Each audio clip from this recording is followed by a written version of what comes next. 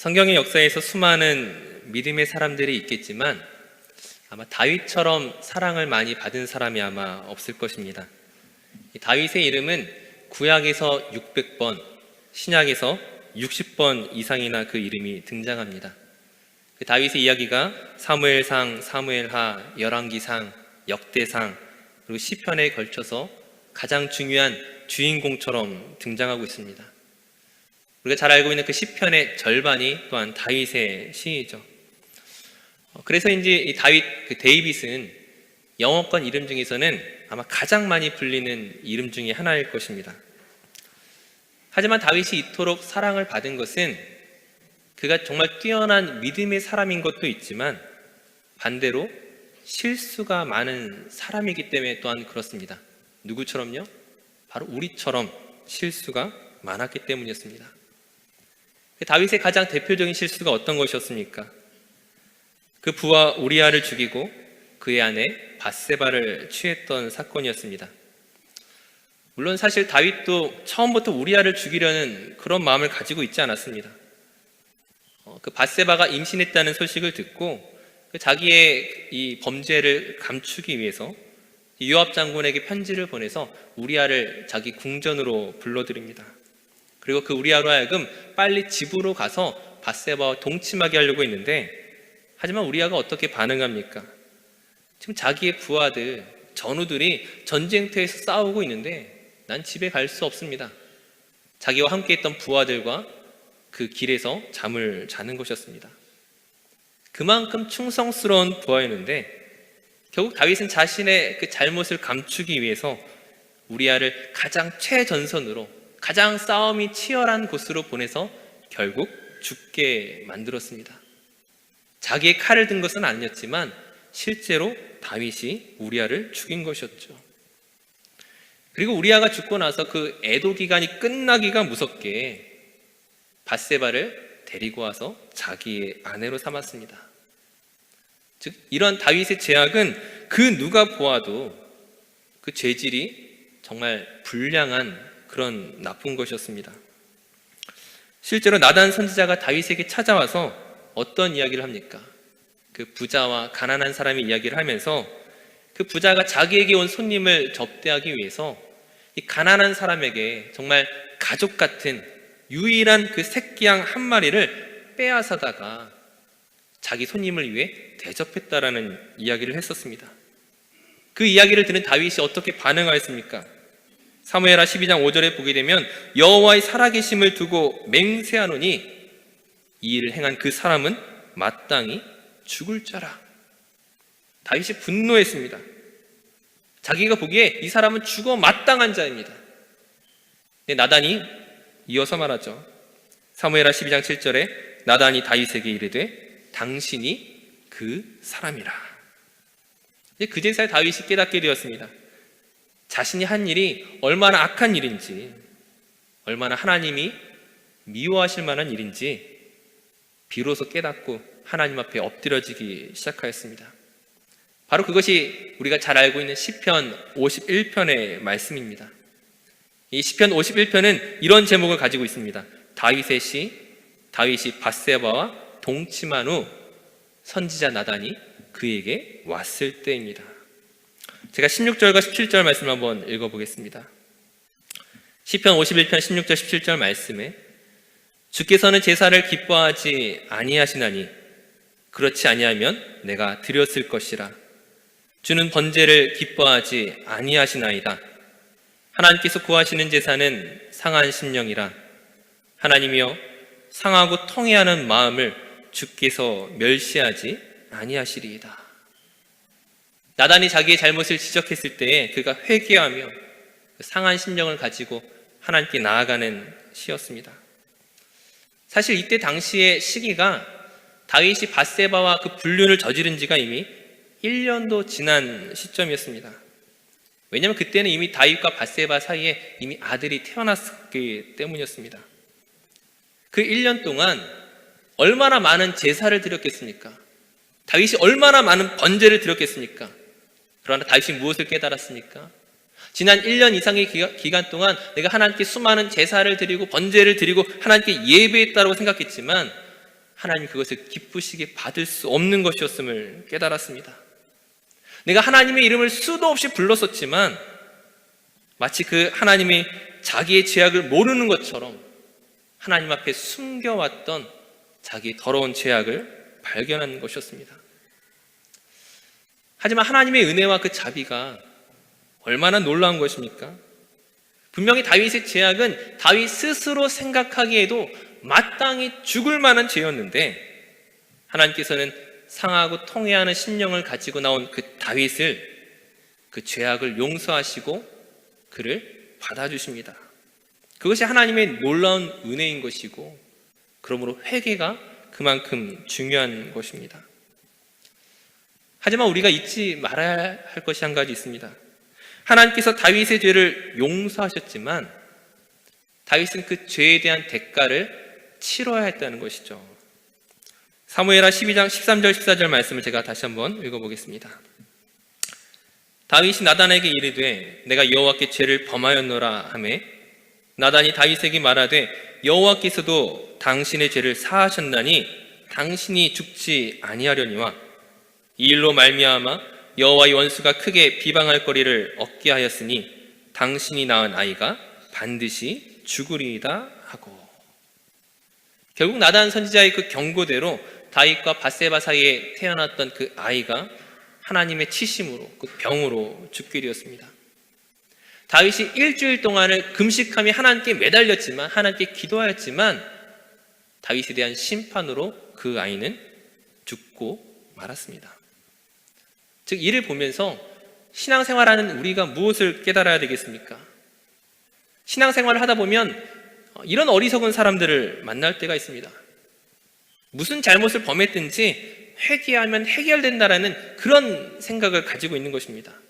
분명히 맞는 이야기이지만 무엇을 모르고 있는 것입니까?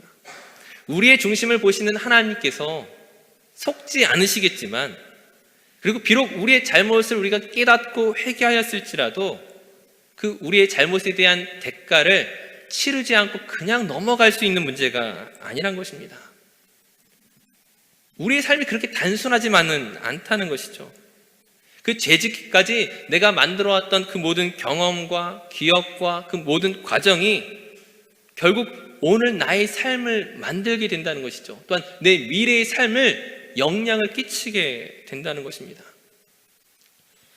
만약 알코올 중독자가 될 정도로 술을 마시면서 간암에 걸리지 않게 해달라고 기도한다면 하나님이 그 기도를 들어주시겠습니까? 매일같이 담배를 2갑 3갑 피던 사람이 이제 수십 년이 지나고 난 다음에 이제 내가 금연할 테니까 폐암 걸리지 않게 해주세요라고 말한다면 하나님이 들어주시겠습니까? 내가 수십 년의 시간 동안 만들어왔던 그 대가를 내가 치를 수밖에 없다는 것이죠. 하나님이 용서하시지만 나의 어떤 죄악에 대해서 나의 어떤 문제에 대해서 하나님이 나를 다 받아주시지만 그러나 내 삶의 결과가 거기에 반드시 영향을 받을 수밖에 없다는 것이죠. 즉 다윗이 하나님 앞에 회개하였을 때 그가 하나님의 은혜를 입었지만 그 죄에 대한 대가와 상처가 그에게도 남아있다는 것이었습니다. 그리고 그 죄가 가지는 그 악한 영향력은 우리의 삶에 미치는 그 데미지는 우리의 생각보다 훨씬 깊고 크다는 것을 우리가 알아야 되는 것입니다. 왜냐하면 다윗 자신도 이 부하 우리아를 죽이고 난 뒤에 밧세바를 취한 것이 분명히 굉장히 심각한 잘못이라는 사실을 깨달았지만 이미 밧세바와 1년 이상을 부부로 살아온 지금 밧세바를 맞이한 것을 취소할 수 있겠습니까? 그럴 수 없는 것이죠. 하나님이 원하시는 바도 아니었고요. 나중에 다윗과 밧세바 사이에 또다시 아들을 낳았을 때 그 아들의 이름이 솔로몬이었습니다. 하나님께서 나단 선지자를 보내서 이 솔로몬의 이름을 여디디아라고 부르게 하십니다. 그 의미는 여호와께서 사랑하셨기 때문이더라. 즉 우리야 입장에서는 좀 억울할 수 있지만 그 다윗과 밧세바의 관계를 깨트리거나 무효화시킬 수 있는 것이 아니란 것이죠. 이것이 잘된 일이겠습니까? 이것이 다윗에게 과연 좋은 일이겠습니까? 그 일로 말미암아 그 다윗의 집안에 일어나게 되는 그 후폭풍은 그 상처는 우리의 생각보다 훨씬 더 깊게 남아있다는 것이죠. 다윗과 밧세바가 관계를 유지하는 것이 다윗에게 좋은 일들이 아니라 그 가정에 굉장히 큰 데미지를 입혔던 것입니다. 이전에도 말씀을 드렸지만 이 다윗의 아들이었던 암논이 자기의 배다른 동생이었던 다말을 욕보인 일이나 그 다말의 오빠였던 압살롬이 그 암논을 죽인 이러한 사건 등이 다윗의 가정 안에서 일어났습니다. 그 근본 원인이 어디에 있습니까? 사실은 다윗이 그 밧세바의 관계를 통하여서 그 남편이 남편답지 못했을 때, 아버지가 아버지답지 못했을 때에 그의 가정 안에 일어나는 그 수많은 문제들에 대해서 다윗이 처리할 능력을 잃어버린 것이 문제였습니다. 이것이 가정의 문제로만 끝나지가 않죠. 그 가정의 문제가 결국에는 그 압살롬의 반란으로 이어지고 결국 이스라엘이 동족 상잔의 전쟁을 치르게 되었습니다. 결과적으로는 다윗이 그 전쟁에서 승리하고 자기의 왕위를 지킨 것처럼 보였지만 그 다윗의 작은 실수로 시작하였던 이 일들이 이스라엘에 얼마나 큰 피해를 입혔는지 모른다는 것이죠. 이 모든 피해는 사실 다윗에게 시작된 것이었습니다. 사무엘하 12장 10절에서 12절 말씀을 제가 한번 읽어보도록 하겠습니다. 사무엘하 12장 10절에서 12절 말씀입니다.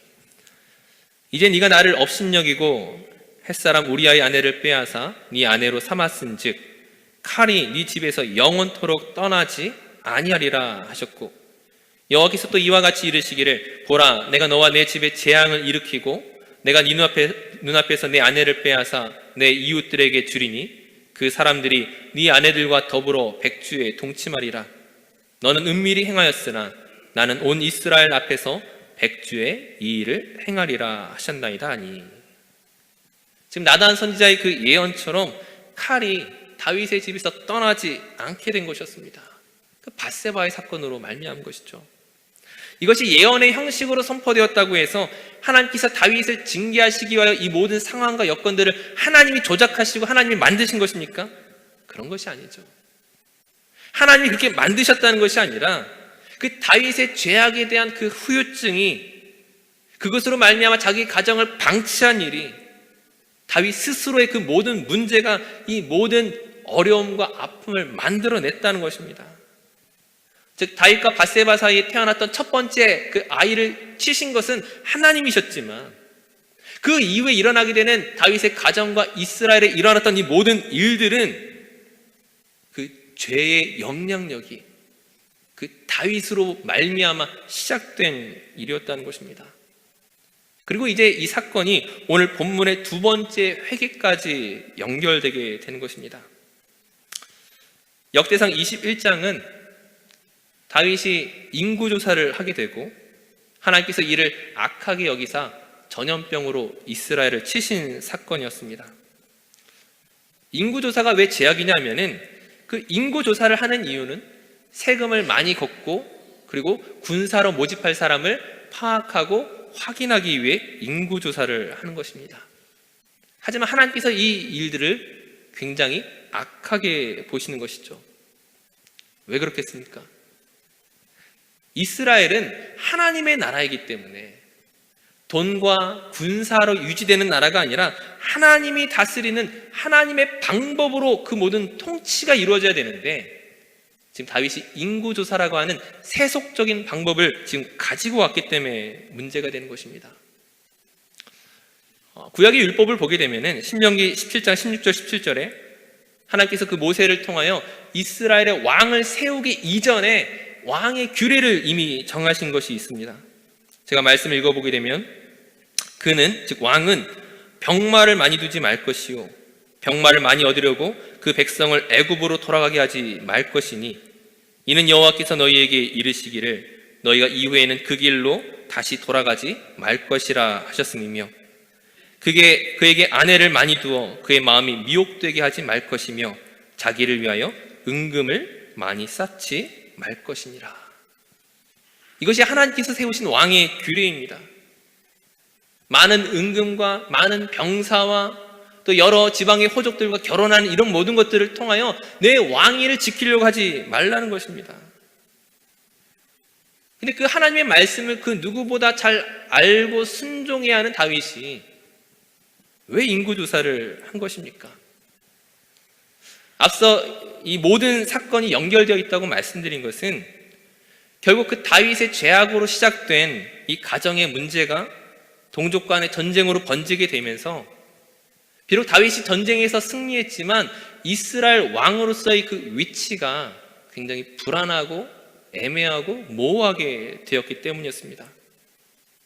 그러면서 자연스럽게 생기는 그 마음이 무엇입니까? 지금 내가 왕의 그 자리를 지켜내기 위해서는 내가 돈과 군사가 있어야 된다고 생각하는 것입니다.